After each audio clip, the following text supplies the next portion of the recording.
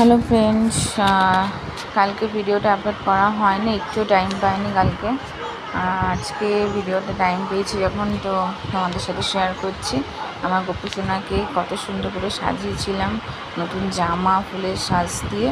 আর আমার তিনটায় গোপাল তোমরা সবাই দেখতে পাচ্ছ। এটা সবার আগের গোপাল, আর এটা পুরীর থেকে কেনা হয়েছিল আমার বিয়ের আগে।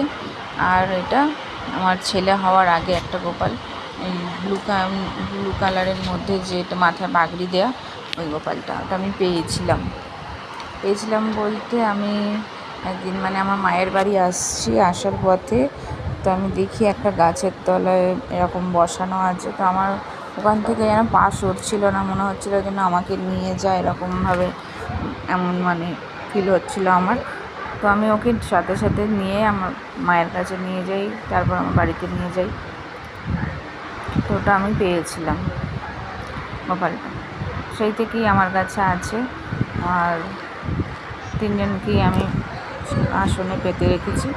আর কালকে আমি বানিয়েছিলাম তালের বড়া বা তালের ফুরি, যাই বলো না কেন, মালপোয়া, নারকেলের নাড়ু, পায়েস, তালের লুচি, সবই গোপালের প্রিয়।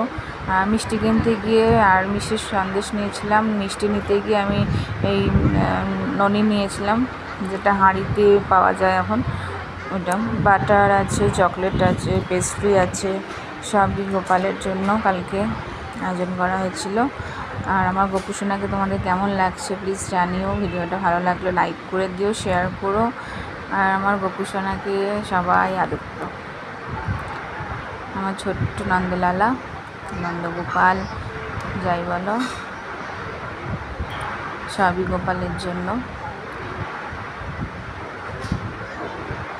আমার ছেলে তো বলছে হ্যাপি বার্থডে, কালকে গোপালের ছিল হ্যাপি বার্থডে। সত্যি গোপালে হ্যাপি বার্থডে ছিল। আর সবাই ভালো থেকো, সুস্থ থেকো, টাটা।